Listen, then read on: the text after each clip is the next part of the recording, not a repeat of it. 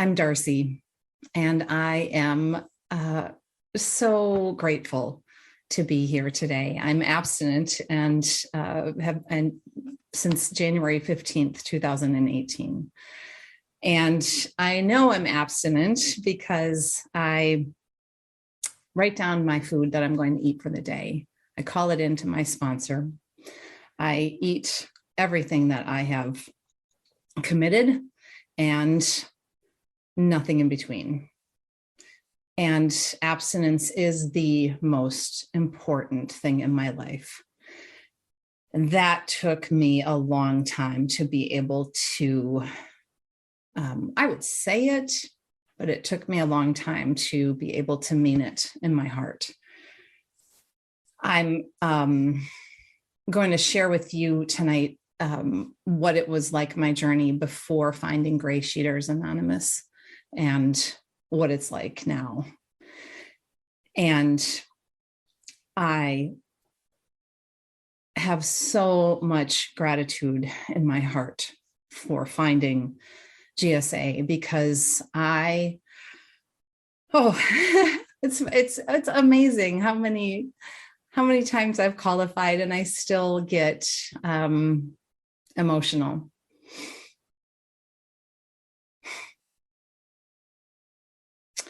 I was controlled by food.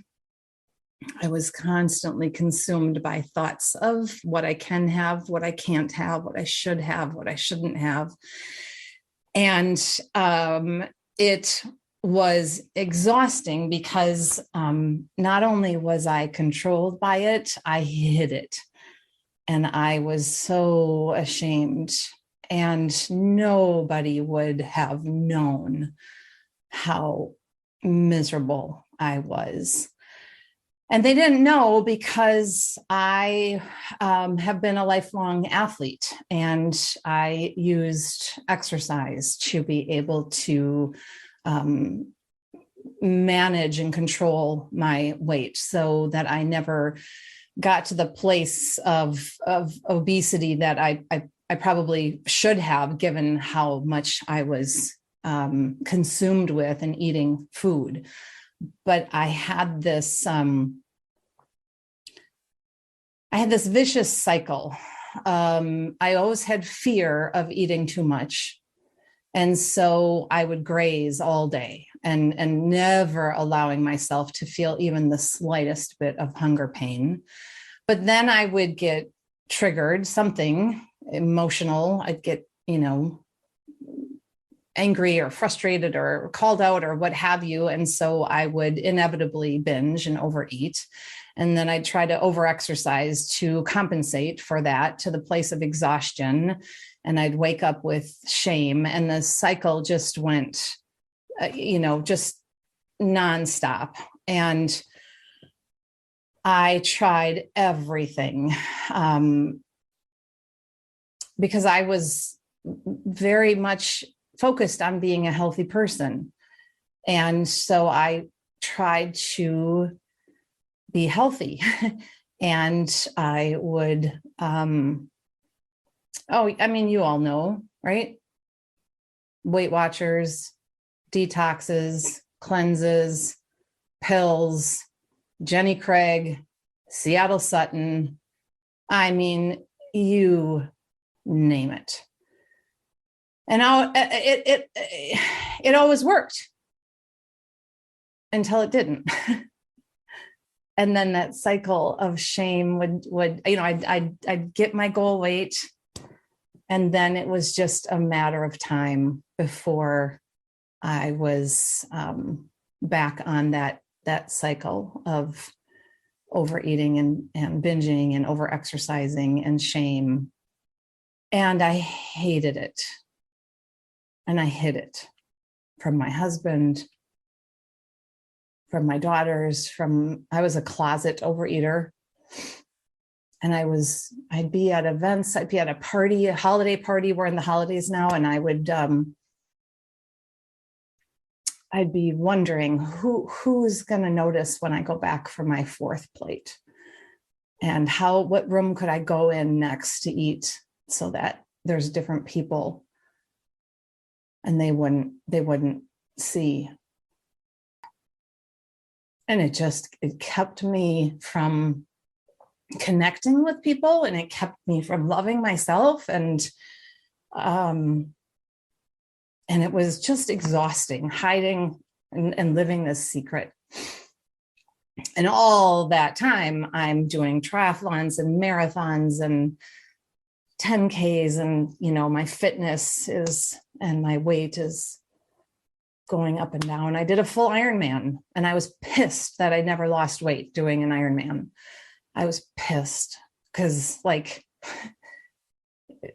what else? What other reason would you do something that insane if it wasn't for being able to lose weight? And so I was oftentimes, just angry at myself. So, and then in,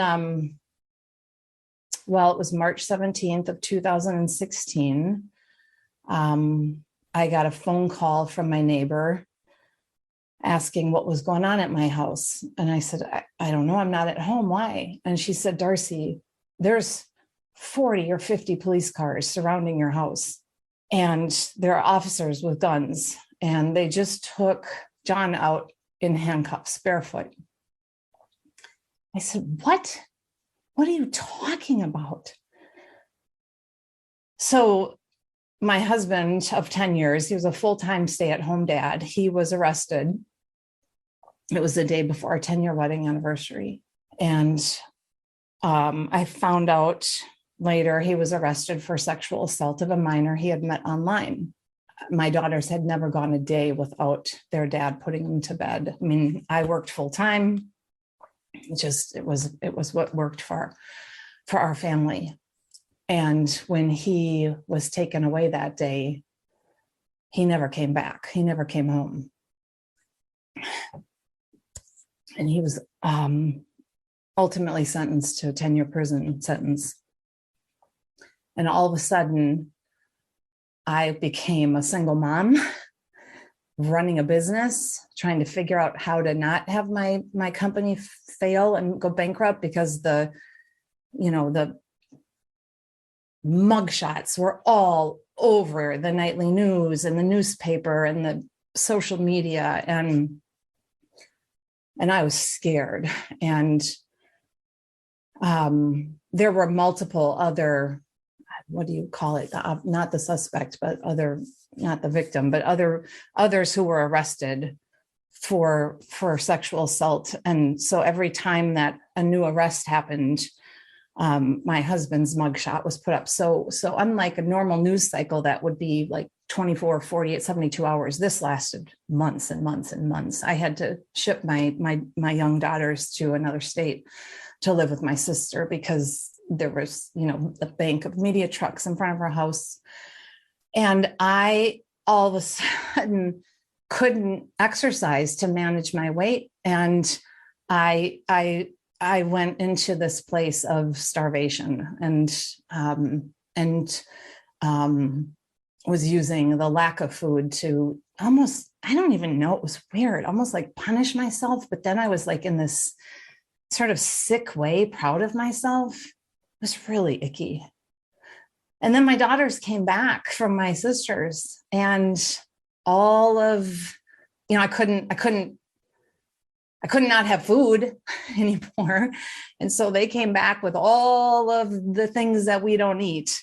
And I went, pendulum swung to the other extreme. And oh my God, I gained weight. Oh my God, I gained weight. And I just was miserable. Until January 15th, 2018, when I discovered GreySheet. And it was like, I found my people. It was the moment that I realized, like, this, it took me going from focusing on like diets and nutrition and being healthy to realizing I have an addiction. I have a disease. I am a compulsive overeater.